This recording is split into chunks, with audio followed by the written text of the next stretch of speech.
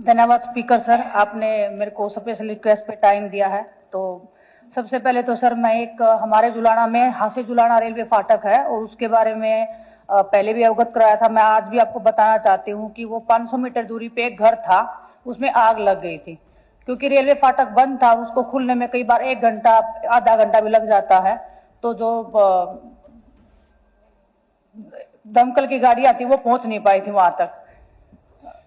तो जो छोटा भाई था साहिल, वो घर को आग बुझाने के लिए वो संघर्ष कर रहा था और वो उसमें जल के मर गया था।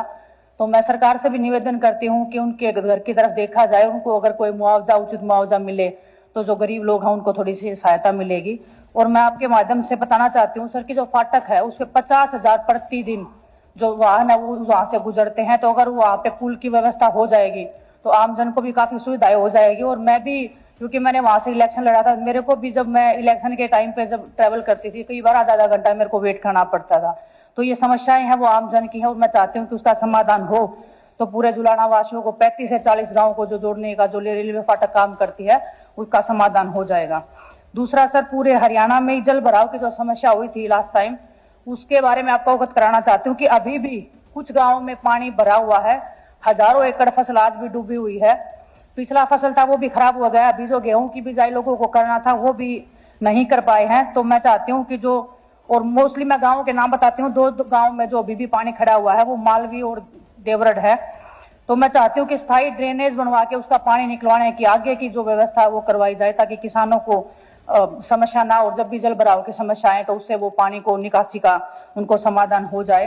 तीसरा सर, मैं बताना चाहता हूँ कि कुछ दिन पहले गढ़वाली खेड़ा के स्कूल में मैंने विजिट किया था। उसमें सर छोटे छोटे बच्चे थे, 4 से 5 साल। मुझे देख के भी रोना आ गया था। वो बच्चों के मैं पूछने लगी कि बेटा डर नहीं लगता है? तो बच्चे बताने लगे कि दीदी रात को ही यहाँ पे जो छत थी वो गिर गई थी, डर लगता है लेकिन क्या करें। तो 4 से 5 साल के बच्चे अगर उस डर में बैठे हैं तो मैं शिक्षा मंत्री जी से कहती हूँ कि उस गाँव में एक बार आप जाके देखिए। और वो सिर्फ एक गाँव की मैं स्थिति आपको बता रही हूँ, पूरे हरियाणा प्रदेश में अगर आप जाओगे स्कूलों की, आप कल भी चर्चा हुई थी, स्कूलों की जो हालत है जो वो बहुत ही खस्ता हालत है। और हर दिन स्कूल बंद हो रहे हैं, सरकारी स्कूल। सर मैं खुद सरकारी स्कूल में पढ़ी हूँ और मैं चाहती हूँ कि जो व्यवस्था मेरे को उस टाइम पे मिली थी, आने वाले बच्चों को सरकारी स्कूल की व्यवस्था मिले। क्योंकि जो प्राइवेट स्कूल है उनके जो मनमानी फीस है, जो उनके जो पैसे लेने के जो तरीके हैं, उसके ऊपर भी ध्यान दे के अगर आप देखोगे तो किसी नॉर्मल घर परिवार के लिए एक बच्चे को पढ़ाना भी, उसको शिक्षित करना भी मुश्किल हो जाता है। सर लास्ट का एक जुलाना शहर का है, मैंने मुख्यमंत्री जी को भी लिख के दिया था। जो जुलाना का जो मेन बाजार है उसमें 35 से 40 गांव वही अप्रोक्सीमेटली वो पूरे सीजन में आते हैं, लोग शॉपिंग करने के लिए जाते हैं। लेकिन जो जल भराव की समस्या है उसके कारण वो लोग शॉपिंग करने में या कोई भी सामान खरीदने में बहुत अव्यवस्थित महसूस करते हैं।